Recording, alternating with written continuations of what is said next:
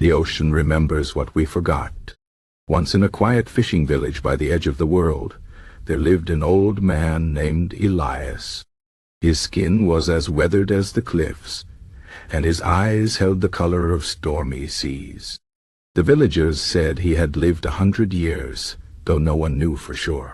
Every evening, Elias would sit on the shore, staring at the waves as if waiting for something, or someone, to return. The children of the village often gathered around him, begging for stories. "Tell us about the ocean," they would say. "Tell us why it never stops moving." Elias would smile and begin. "Long ago," he said, "the ocean was not just water. It was alive. It had a voice, a memory. It spoke to those who knew how to listen." The children frowned. "How can water speak?" "It speaks in whispers," Elias replied. "In the crash of the waves, in the sigh of the tide, the ocean remembers everything. Every ship that has sailed, every soul that has drowned, every secret buried beneath its surface. But humans forget. We forget so easily." One evening, a little girl named Liora sat beside him.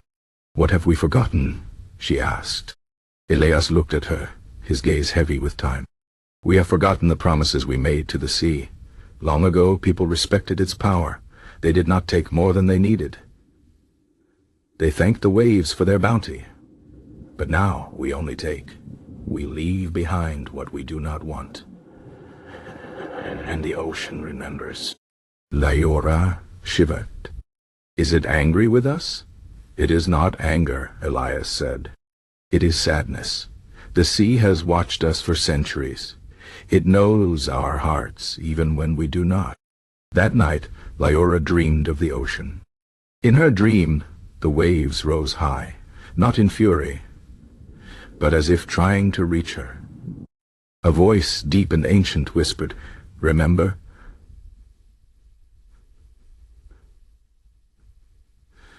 The next morning, she ran to Elias. "The ocean spoke to me." He nodded slowly. "Then you are one of the few who can still hear it." Liora wanted to know more. "How can we remember what we forgot?" Elias stood, leaning on his cane.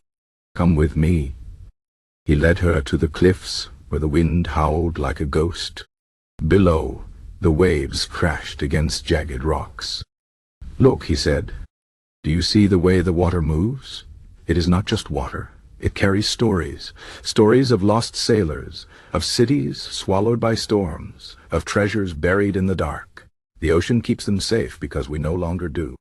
Liora stared, her heart pounding. "But what can we do?"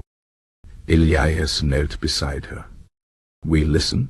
We learn. We give back what we have taken. The sea does not ask for much. Only respect." From that day on, Liora visited the shore every evening. She picked up the plastic washed ashore, whispered thanks before taking a fish, and told others to do the same. Slowly, the villagers began to change. Fishermen threw back the small fish they did not need. Children cleaned the beach instead of playing in the trash. One night, as Liora sat by the water, she heard the voice again. "You are remembering," she smiled. "We are trying." The waves lapped gently at her feet, as if in approval. Years passed. Elias grew older, his steps slower, but his eyes never lost their light. On his last evening he sat with Liora, now a young woman, and watched the sunset paint the sea gold. "The ocean will never forget you," he told her. "And now, neither will you forget it." When Elias closed his eyes for the final time, the villagers gave him to the sea, as was their oldest custom. They placed his boat on the water, lit with lanterns, and let the tide carry him away. That night, Liora stood on the shore and listened. The wind carried a whisper, soft but clear. "Thank you." And so, the village learned what they had forgotten, that the sea was not just water. It was a keeper of stories, a guardian of time, and if they listened, it would never let them forget again. The end.